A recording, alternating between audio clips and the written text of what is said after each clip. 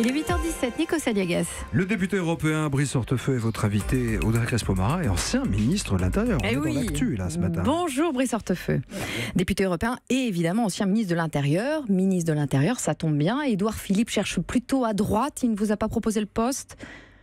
Ah mais d'abord, il faut sans doute revenir à l'essentiel, parce que dans le tumulte et des annonces, des rumeurs démenties, confirmées, on décalées, cherche un ministre reportées, de l'Intérieur. Attendu, on oublie l'essentiel.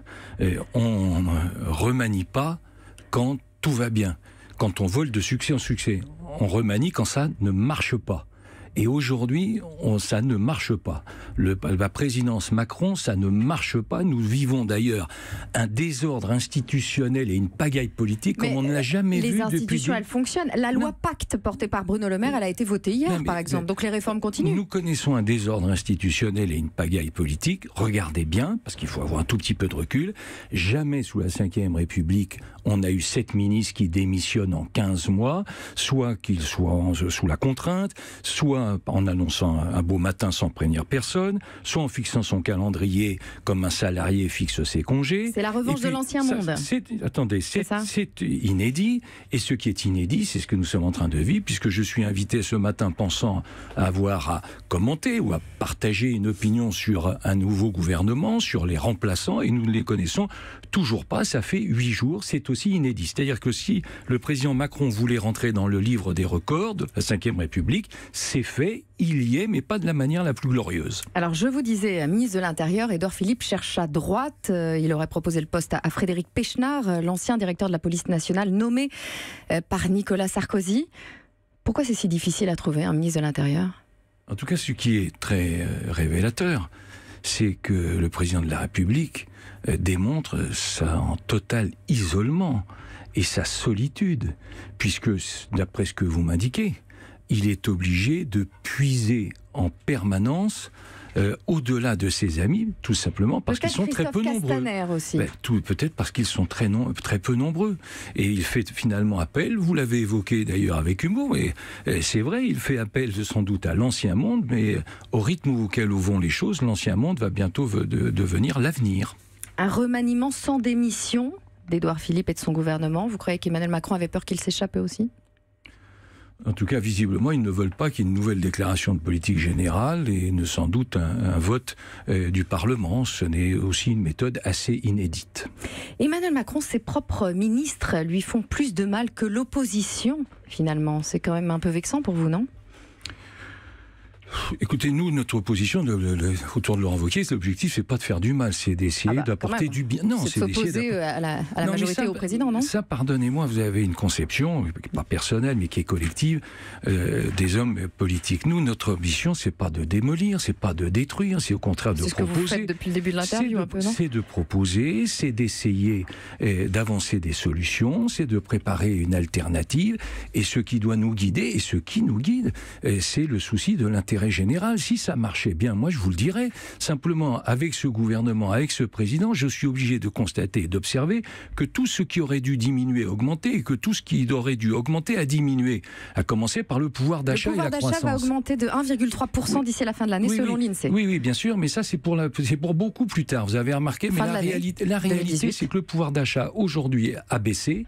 Il a baissé comme ça ne s'est jamais produit depuis 2012 et les seuls chiffres sûrs que nous connaissons, c'est la baisse au premier trimestre. Donc il y a une baisse du pouvoir d'achat. Maintenant, vous annoncez des lendemains qui chantent. Moi, j'en suis très heureux, mais j'écouterai la mélodie avec attention. Hier, la mobilisation contre Emmanuel Macron, c'était dans la rue et à l'Assemblée nationale, avec une passe d'armes violente entre Christian Jacob et Édouard Philippe. Vous n'avez toujours pas digéré qu'il quitte la famille, Édouard Philippe ? Mais la question ne se pose pas en termes de personnes, même si ce gouvernement repose que sur les ralliements et dans un certain nombre de cas sur des recyclages. Je ne parle pas du Premier ministre, mais ralliement et recyclage. Ce n'est pas d'ailleurs ma conception de l'engagement politique, mais enfin, chacun fait comme il l'entend, avec sa conscience, sa morale, et c'est très bien comme ça. Simplement, ce qui est vrai, c'est que, encore une fois, nous n'avons jamais vu cette situation, qui est une situation inédite dans l'histoire de la Ve République. Et la Ve République, ça date pas d'hier matin, ça date de 1958.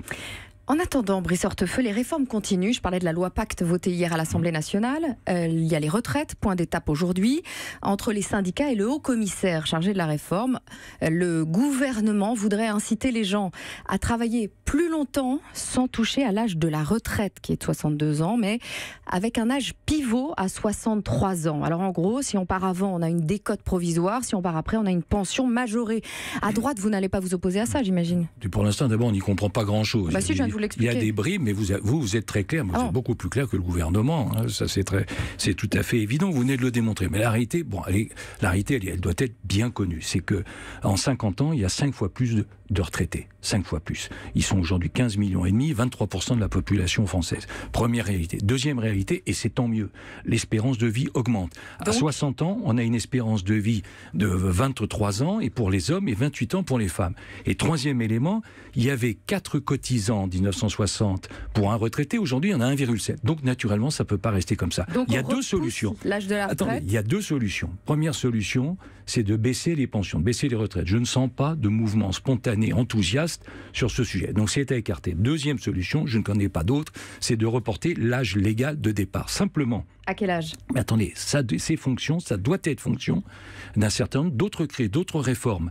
Est-ce que l'on fusionne l'ensemble des régimes spéciaux ? Il y en a 42. Peut-être est-il venu le temps de fusionner. Alors Emmanuel Macron veut simplifier le système des retraites. Donc là, vous êtes prêt à le soutenir ? Mais si ça va dans le bon sens, naturellement, nous soutiendrons. Je vous donne 2 pistes. Fusionner un certain nombre de régimes spéciaux. Il y en a 42, donc il y en a certains qui peuvent être fusionnés. Et deuxièmement, revoir le mode de calcul des pensions en alignant le public sur le privé. Vous savez, c'est 25 ans.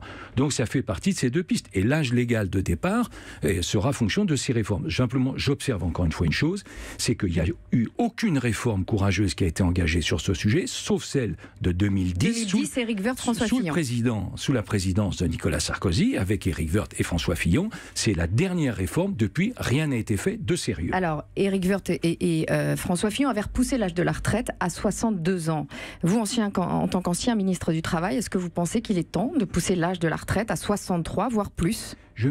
Mais précisément. J'observe qu'un certain nombre de pays voisins l'ont repoussé largement. Je vous le dis, je pense que la solution passe effectivement par le report de l'âge légal, mais cet âge sera fixé en fonction des réformes qu'on sera capable de faire simultanément, comme celle que je viens de vous expliquer.